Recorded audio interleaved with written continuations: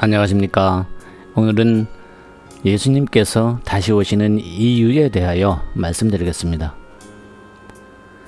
예수님께서 다시 오실 때에는 마태복음 24장 37절에서 노아의 때와 같이 인자의 임함도 그러하리라 하셨으니 노아의 때와 동일한 때에 다시 오실 것을 말씀하신 것이므로 그때에 일어난 홍수를 통하여 주님이 다시 오실 때에 일어나게 될 영적인 홍수를 말씀드리겠습니다.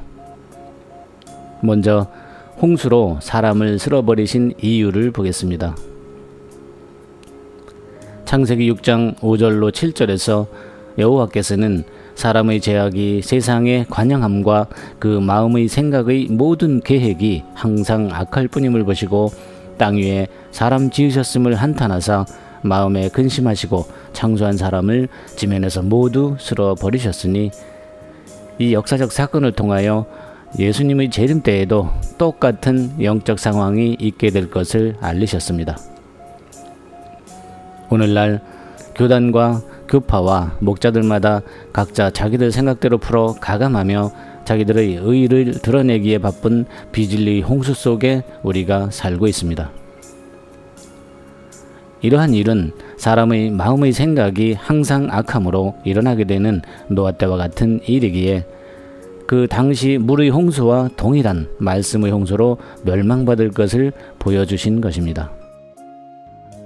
참고로 구약의 모든 노정들은 초림 때에 실상으로 오신 예수님을 알리기 위한 것이었으며 다시 오실 마지막 때에 11조 곧 첫 열매들이 만들어지는 과정을 모형으로 보이신 것입니다. 이들이 땅의 소산의 만물이며 생축의 초태생이고 보혜사를 통해 계시된 진리로 사람 농사를 지으시어 제일 좋은 알곡으로 추수되어질 천국의 아들들이 됩니다. 그러면 비진리의 홍수 속에 살고 있는 우리에게 예수님께서 다시 오시는 이유를 말씀드리겠습니다. 초림 때에 예수님을 이 세상에 보내신 이유를 의로운 시므온의 입을 통하여 미리 주신 말씀이 계셨으니 누가복음 2장 34절로 35절에 이 아이는 이스라엘 중 많은 사람의 패하고 흥함을 위하며 비방을 받는 표적이 되기 위하여 세움을 입었고 또 칼이 내 마음을 찌르듯 하리라. 이는 여러 사람의 마음의 생각을 드러내려 함이니라 하셨습니다. 이는 노아의 때에 사람의 마음의 생각이 악함으로 물로 멸하신 모형 대신 빛으로 오신 주님의 진리를 통하여 어둠에 있는 사람의 마음의 생각을 모두 드러내 고쳐주시고자 하신 것이므로 히브리서 8장 10절에 주께서 가라사대 그날 후에 내가 이스라엘 집으로 세울 언약이 이것이니 내 법을 저희 생각에 두고 저희 마음에 이것을 기록하리라 하신 대로 어둠에 있는 사람들이 계시된 새 언약의 법을 새기며 드러난 자신의 생각과 마음을 죽이고 죄를 사함받게 하기 위한 것입니다. 그러므로 노아의 홍수로 멸하신 물을 통해 현재의 바다에서 성경이 가감되어 전해지고 있는 비진리의 홍수를 보여주신 것이니 진리를 찾아 방주에 타야 하는 것입니다. 방주에 타기 위한 방법은 베드로전서 3장 21절에 물은 예수 그리스도의 부활하심으로 말미암아 이제 너희를 구원하는 편이 곧 세례라. 육체의 더러운 것을 제하여 버림이 아니요 오직 선한 양심이 하나님을 향하여 찾아가는 것이라 하셨으니 노아 때의 홍수와 같이 오늘날 바다의 말씀은 육체의 더러운 것을 씻기 위한 율법적 행위의 세례를 주라는 뜻이 아니고 예수님 부활의 역사를 믿음으로 말미암아 자신의 죄를 회개하고 마음을 씻으며 하나님의 뜻을 알고 찾아가는 일이 방주에 타는 것입니다. 율법적 행위의 세례는 마태복음 11장 12절로 13절에서 세례 요한의 때부터 지금까지 천국은 침노를 당하나니 침노하는 자는 빼앗느니라. 모든 선지자와 및 율법의 예하는 것이 요한까지라 하셨음에도 지금까지 천국을 침노하는 바다에서는 실제의 물로 머리와 몸을 씻는 육적인 행위의 세례를 주고 있습니다. 이제는 천국을 침노하여 진리를 가감해 전하는 도의 초보적인 믿음의 바다에서 벗어나 진정한 침노자가 되어 참 진리가 무엇인지 이치적으로 깨달아 천국을 쟁취하는 자가 되어야 할 때입니다. 그러나 옛적에나 현재나 미래에도 처음 창조된 육신들의 생각은 항상 악할 뿐이기에 요한복음 3장 19절에 그 정죄는 이것이니 곧 빛이 세상에 왔으되 사람들이 자기 행위가 악함으로 빛보다 어두움을 더 사랑한 것이니라 하신 말씀과 같이 자기의 죄악이 드러날까 진리로 나오지 아니하는 사람들이 많이 있게 됨을 보이셨으니 요한복음 3장 20절로 21절에서 악을 행하는 자마다 빛을 미워하여 빛으로 오지 아니하나니 이는 그 행위가 드러날까 함이요 진리를 쫓는 자는 빛으로 오나니 이는 그 행위가 하나님 안에서 행한 것임을 나타내려 함이라 하신 대로 두 부류가 나뉘어지는 역사가 있게 될 것을 말씀하셨습니다. 주님이 다시 올 때는 마태복음 25장 31절로 33절에서 보이신 대로 모든 민족을 그 앞에 모으고 각각 분별하기를 목자가 양과 염소를 분별하는 것 같이 하여 양은 오른편에 염소는 왼편에 두리라 하셨으니 진리의 성령으로 열려진 계시를 생각과 마음에 기록하는 양이 되어야 천국을 상속받게 됩니다. 양이 되기 위해서는 히브리서 4장 12절에서 하나님의 말씀은 살았고 운동력이 있어 좌우에 날선 어떤 검보다도 예리하여 혼과 영과 및 관절과 골수를 찔러 쪼개기까지 하며 마음의 생각과 뜻을 감찰한다 하셨듯이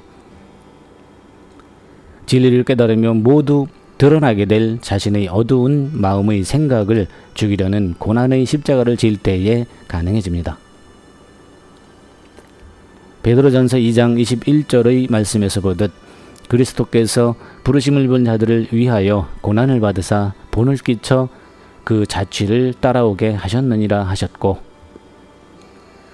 마가복음 8장 34절에서 나를 따라오려거든 자기를 부인하고 자기 십자가를 지고 나를 쫓을 것이니라 하신 것처럼 자기의 생각이 죄임을 인정하고 그 생각을 죽이는 십자가를 져야 하기에 마태복음 10장 38절에 자기 십자가를 지고 나를 쫓지 않는 자는 내게 합당치 아니하니라 하신 것입니다. 그러면 이제부터 노아의 물심판 대신 다시 하신 언약의 말씀을 통하여 마지막 때의 심판 과정을 보겠습니다. 창세기 9장 13절로 15절에서 하나님께서는 내 무지개를 구름 속에 두었나니 이것이 나와 세상과의 언약의 증거니라 하시며 구름으로 땅을 덮으실 때에 무지개가 구름 속에 나타나면 내가 나와 너희와 및 혈기 있는 모든 생물 사이의 내 언약을 기억하리니 다시는 물이 모든 혈기 있는 자를 멸하는 홍수가 되지 아니할지라 말씀하셨습니다. 이 말씀 역시 육적인 실상의 무지개와 구름을 말씀하심이 아니며 그것들을 비유하여 기록하신 말씀입니다. 구름은 진리를 가졌으나 겉으로는 알 수 없는 씨 가진 남자를 가리킨 것이기에 그들의 머리를 타고 오시는 주님을 먼저 영접한 남자들이 모든 육신들의 머리로서 진리를 전하게 될 때에 그들 속에 무지개가 나타나면 하나님께서 인간들과 하신 약속을 기억하신다 하신 것입니다. 그렇다면 이 무지개는 무엇인지 성경을 통해 보겠습니다. 에스겔 1장을 통해 마지막 때의 네 생물 출현을 보이셨는데 에스겔 1장 28절에 그들의 사면 광채의 모양은 비오는 날 구름에 있는 무지개 같으니 이는 여호와의 영광의 형상의 모양이라 하셨으니